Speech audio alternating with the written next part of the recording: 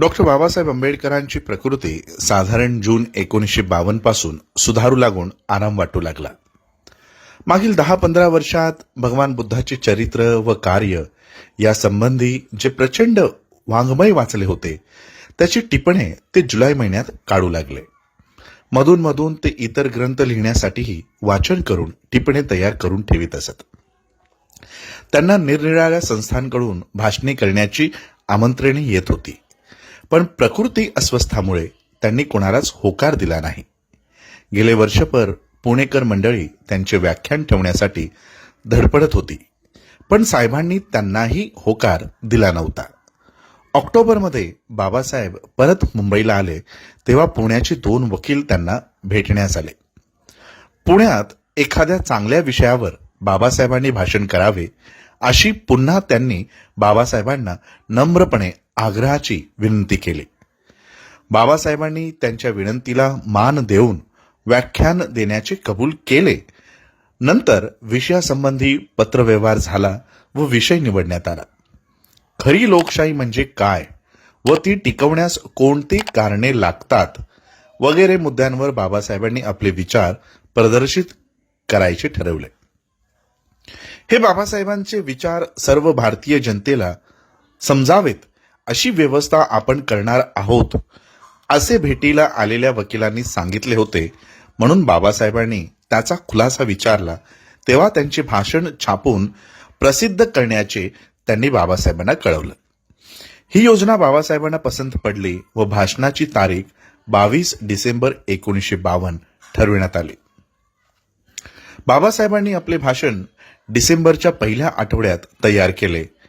ते श्री नानकचंद रत्तू यांनी टाईप केले. ठरवल्यानुसार दिनांक 22 डिसेंबर 1952 सायंकाळी पुणा डिस्ट्रिक्ट लॉ लायब्ररीच्या हॉलमध्ये कार्यक्रम आयोजित करण्यात आला. प्रथम डिस्ट्रिक्ट लॉ लायब्ररीतर्फे पुण्यातील सुप्रसिद्ध वकील कैलासवासी LR उर्फ तात्यासाहेब गोखले यांच्या तैलचित्राचे अनावरण डॉक्टर आंबेडकर यांच्या हस्ते झाले. तसेच श्री A.B. सेठना व हरी विठ्ठल तुळपुळे यांनी लायब्ररीस दिलेल्या पुस्तक संग्रहाचे उद्घाटनही डॉक्टर आंबेडकरांच्या हस्ते झाले. या समारंभास न्यायाधीश, मॅजिस्ट्रेट, वकील व बाहेरची मंडळी उपस्थित होती.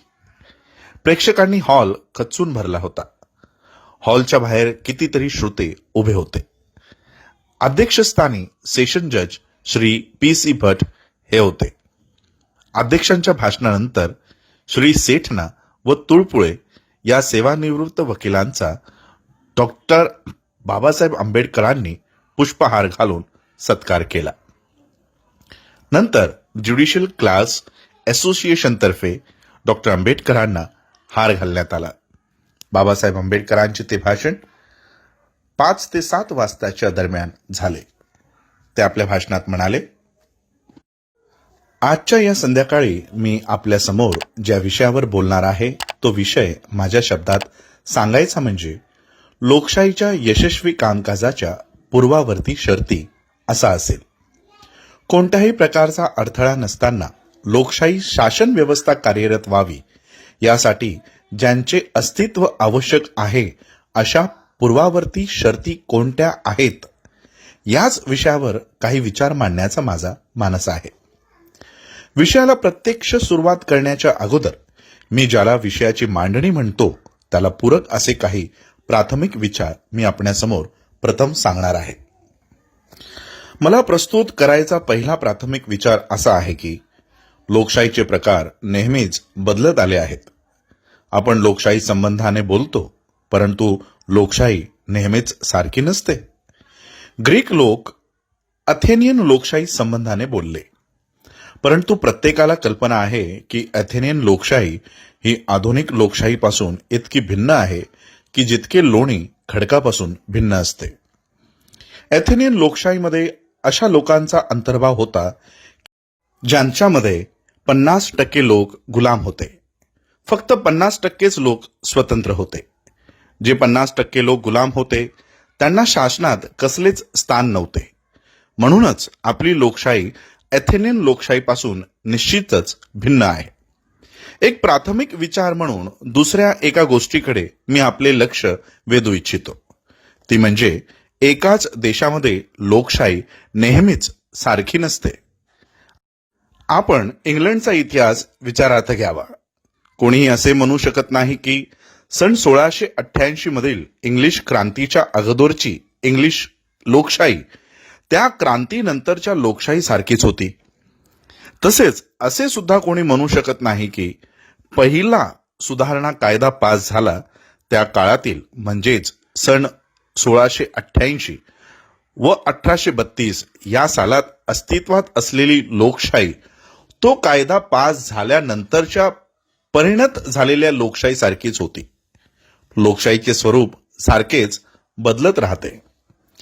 तिसऱ्या एका गोष्टीकडे मी आपले लक्ष वेधू इच्छितो आणि ती म्हणजे लोकशाहीचे केवळ स्वरूपच बदलत नाही तर लोकशाहीच्या हेतूमध्ये देखील वेळोवेळी बदल होत जातो.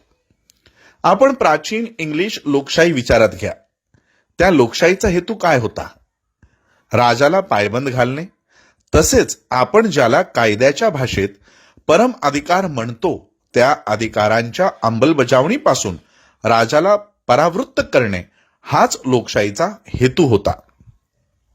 राजाची मजल त्यावेळी असे सांगण्यापर्यंत गेली होती की कायदा करणारी एक संस्था म्हणून जरी संसद अस्तित्वात असली तरी मी एक राजा म्हणून मला कायदा करण्याचा परम अधिकार आहे आणि माझाच कायदा सर्वश्रेष्ठ आहे.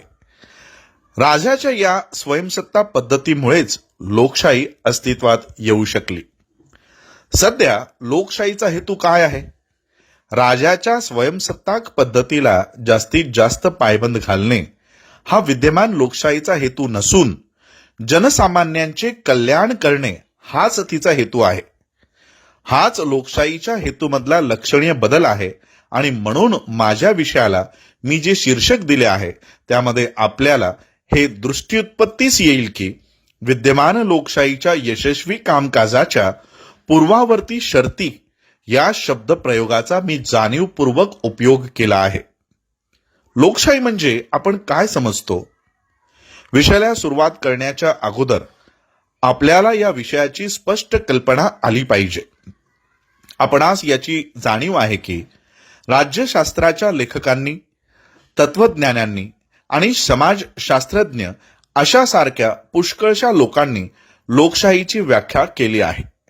माझ्या मुद्द्याचे स्पष्टीकरण व्हावे या उद्देशाने मी फक्त 2च व्याख्याचे आपणासमोर विवेचन करणार आहे.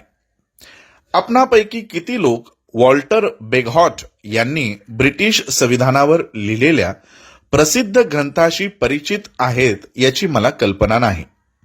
परंतु तो ग्रंथ म्हणजे लोकशाहीचा सत्य आराखडा सांगण्याचा पहिलाच आधुनिक प्रयत्न आहे. वॉल्टर बेगहॉट यांचा उपरोक्त ग्रंथ जर आपण पाहिला असेल तर त्याने चर्चेतून चालणारे शासन अशी लोकशाहीची व्याख्या केल्याचे आपणास आढळेल. याप्रमाणे त्याने लोकशाहीची व्याख्या केली आहे. दुसरे उदाहरण घ्या आणि ते म्हणजे अब्राहम लिंकनचे.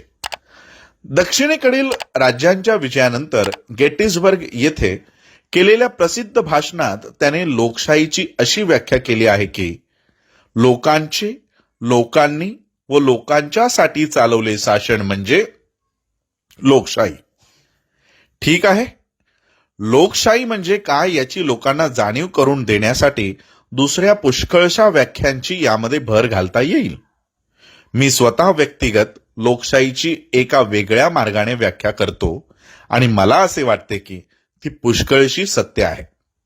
लोकशाहीची माझी व्याख्या अशी आहे की रक्तपाताशिवाय लोकांच्या आर्थिक आणि सामाजिक जीवनात क्रांतिकारी बदल घडवून आणणाऱ्या शासन व्यवस्थेच्या प्रकारास आणि पद्धतीस लोकशाही म्हणतात.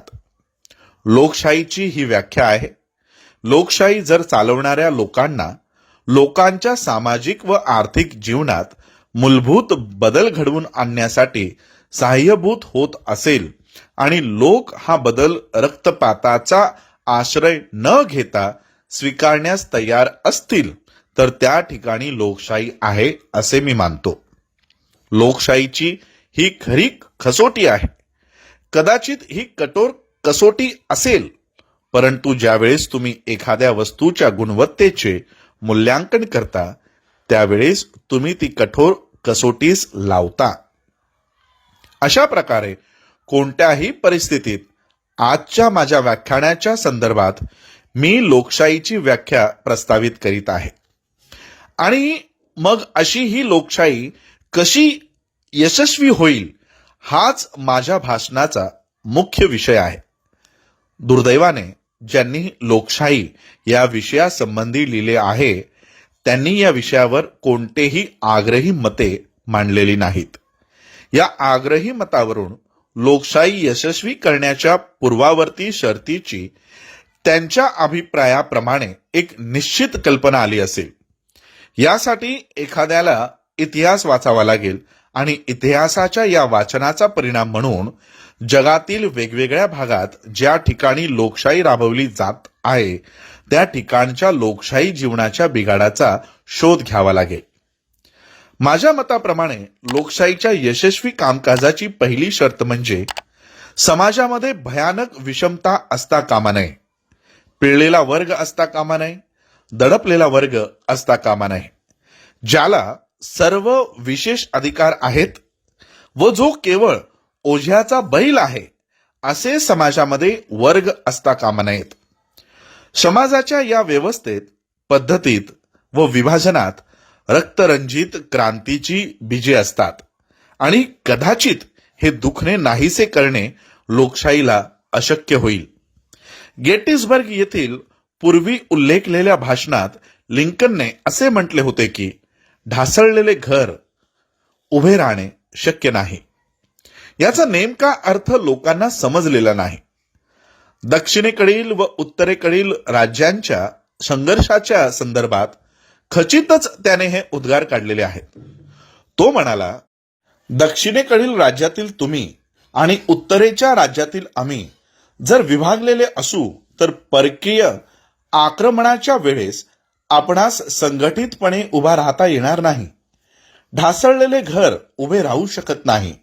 हे उद्गार त्याने ज्यावेळेस काढले त्यावेळेस त्याला अगोदर सांगितलेल्या अर्थानेच हे सांगायचे होते, परंतु मला असे वाटते की त्याची संज्ञा किंवा त्याचे वाक्य यापेक्षा जास्त खोलवर अर्थगर्भित आहे आणि त्याचा अर्थ माझ्या समजुतीप्रमाणे असा आहे की वर्गावर्गात खोलवर रुजलेली फाटाफूट हाच लोकशाहीच्या यशातील सर्वात मोठा अडथळा आहे.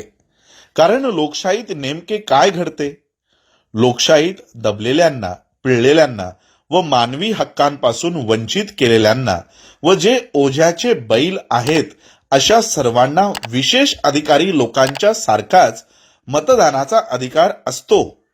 विशेष अधिकारी लोक ज्यांना विशेष अधिकार नसतात अशा लोकांपेक्षा संख्येने कमी असतात. लोकशाहीत बहुसंख्याकांचा कायदा हाच निर्णायक मानला जात असल्यामुळे अल्पसंख्याक विशेष अधिकारी लोकांना जर त्यांच्या खास हक्कांचा स्वेच्छेने व राजीखुशीने त्याग केला नाही तर विशेष अधिकारी लोक व सर्वसामान्य जनता यांच्यात निर्माण होणाऱ्या दरीने लोकशाही नाश होईल व यातून काहीतरी फारच वेगळे निर्माण होईल. जर तुम्ही जगातील वेगवेगळ्या भागातील लोकशाहीच्या इतिहासाची तपासणी केलीत तर तुम्हाला असे आढळून येईल की सामाजिक विषमता हे लोकशाहीच्या नाशाला कारणीभूत होणाऱ्या कारणांपैकी एक आहे. याबद्दल माझ्या मनात कोणताही संदेह नाही. For more updates, subscribe to our channel, click the show links and enjoy watching the videos.